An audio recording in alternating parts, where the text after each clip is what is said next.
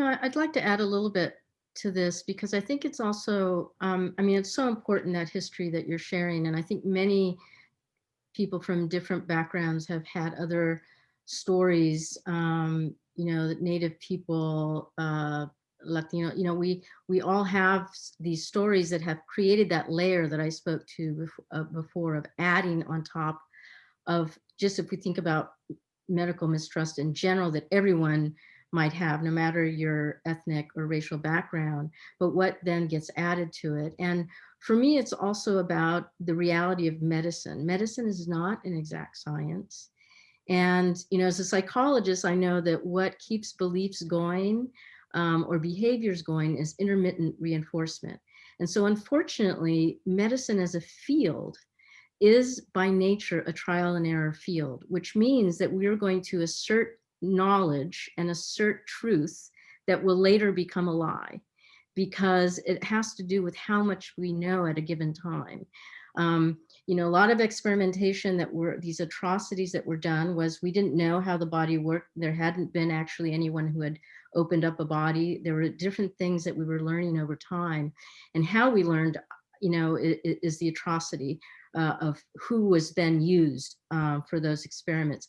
But I think it's also important to recognize that this issue is an ongoing issue. We had it in HIV. We started giving messages out when we didn't know exactly how that virus was transmitted. And so we lost credibility really early in that particular situation.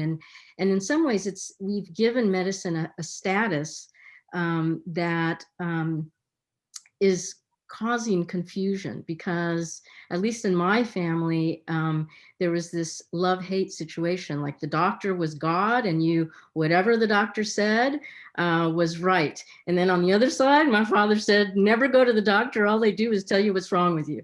So, so I also want to just recognize that, because I think that we need to keep thinking about how we get a healthcare system to acknowledge that they're imperfect, and therefore not create sort of just the sustained lies over time. With every new discovery, we have to, redefine what's an appropriate treatment, what's this, what's that, what really works. And that is something that's adding to this mistrust over time.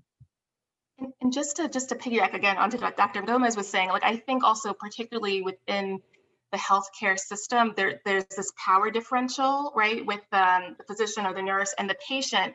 And the way that it's taught in medical school is that, the physician knows everything, right? But the patient is really an expert in their own illness and their own personal experience. And I think until we get to, have a therapeutic alliance which recognizes the expertise on each side, I think also, like, this power differential also helps to engender this mistrust that people often experience.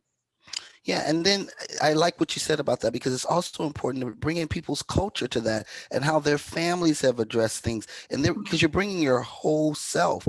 And so when medical providers can be in partnership with their patient panel, as opposed to coming in this more power over way of directing the healthcare, I think that's on the road to rightness, in terms of diminishing the mistrust or distrust that patients may feel, especially when there's some kind of racial ethnic difference, or any type of discordance in the relationship, and based on the individual.